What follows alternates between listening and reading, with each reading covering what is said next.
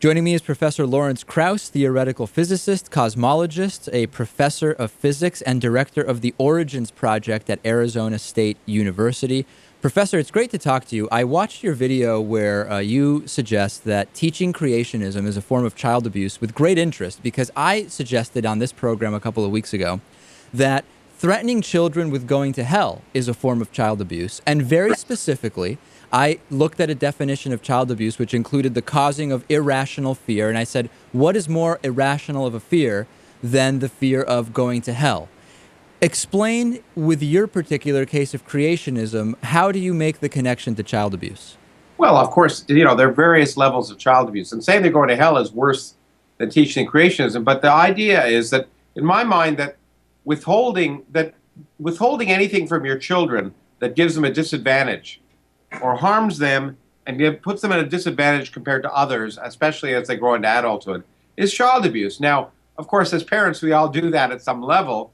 But, for example, I think withholding education is a milder version of say, withholding medicine. It's putting your children at a disadvantage. It's not sexual abuse. It's not female genital mutilation. And it isn't giving them nightmares by telling them they're going to go to hell.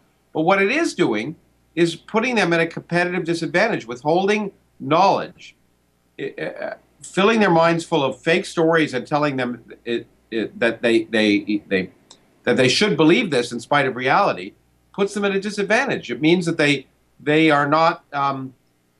First of all, one of two things can happen.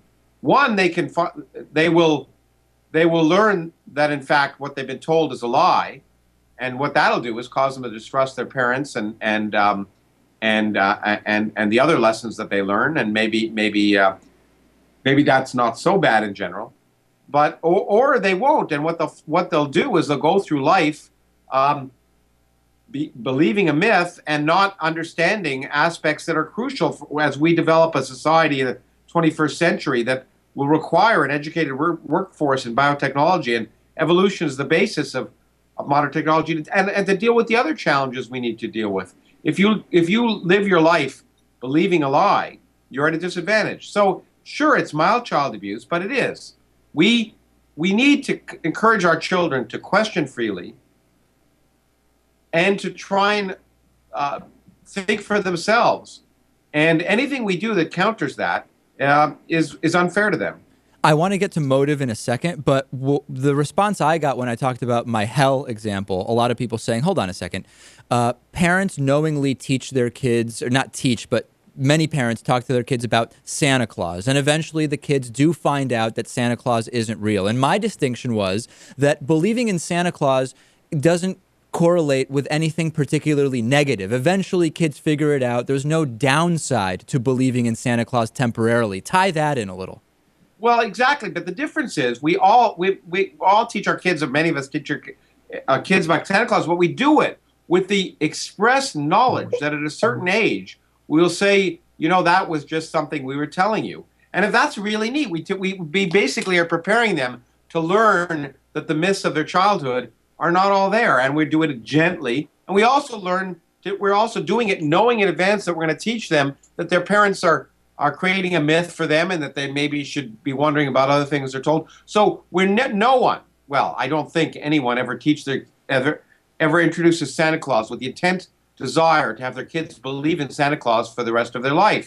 And if they did, they'd be abusing their kids, because the kids would wake up as adults waiting for their presents on Christmas morning and be devastated. So it's a very different thing. We're teaching it as a story. It's like we're teaching it as a fable, to try, and we're doing it with the express knowledge that we will introduce them to the real world.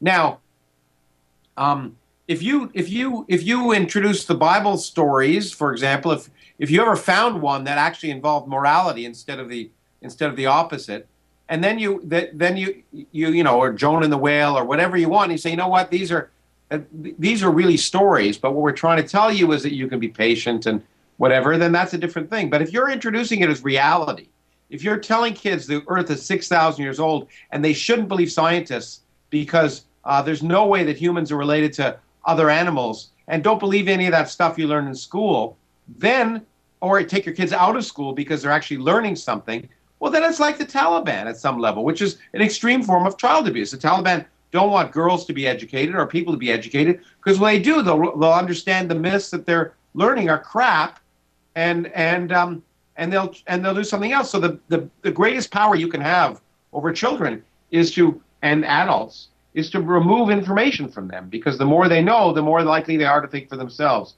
And so it's vastly different to tell kids a story that you know they're going to accept as a story than to try and tell them that the reality is false. This myth is true, and they shouldn't believe scientists, because it's a slippery slope. Because when you tell them you don't believe in evolution, well, then then all the rest of science and the results of science become suspect. Well, let's talk about that. Let's talk about that a little bit. I mean, is motive an issue at all? In other words, if the parent truly believes either that creationism is the truth, or like some of the people, for example, that Richard Dawkins has interviewed, I think the woman Wendy something from Women for Concern, that whole thing, where they say the jury is kind of out. There's two theories here. If they really in good faith believe that, is it still child abuse? Yes, of course it is. The parent, it's child abuse. They're not knowingly trying to hurt their children, but you know what? The people who don't allow blood transfusions to their kids are not knowingly trying to hurt their kids, but they are hurting their kids, and the kids should be removed from the parents. The parents are not the appropriate guides of these children. They're hurting them. The people who don't allow their kids to get vaccinated are hurting their children. It may be out of ignorance. So child abuse, I mean, you know what? Oh, I'm sure a lot of people that commit child abuse think they're doing something good for the kid, but they're not. And just because they think they're doing something good for the kid doesn't mean they are. So I suspect, although I don't know, I suspect very few people, the people who do genital mutilation somehow think they're doing the girls a favor, but they're not. So we can't say, oh, just because you're well-intentioned, you're doing the right thing. Who ultimately gets to determine whether something is good or bad, ultimately? Well, obviously, what we need to do is educate people. So parents, for better or worse, do have power over their children. And many of us, I've been a parent, and I don't know if you've been, find ourselves having done things we wish we hadn't done. We could have done better. None of us are perfect in that regard. But what we need to do is, I think, ultimately, for example, we should be very careful about allowing parents to remove their children from schools. Because we tend to do it for impunity for religious reasons, but I think it's what we have to ask is, are we being unfair to the children? And so it's a careful. Obviously you don't want the state to tell you, and you don't want to be told what you can do and what you can't do at all levels of your life. But for certain basic things like medicine, healthcare, and education, I think society has an obligation to ensure that children have access to all of those. All right, we've been speaking with Lawrence Krauss, theoretical physicist, director of the Origins Project at Arizona State University. Really a pleasure. Thanks for doing this. Thank you. I hope it was helpful.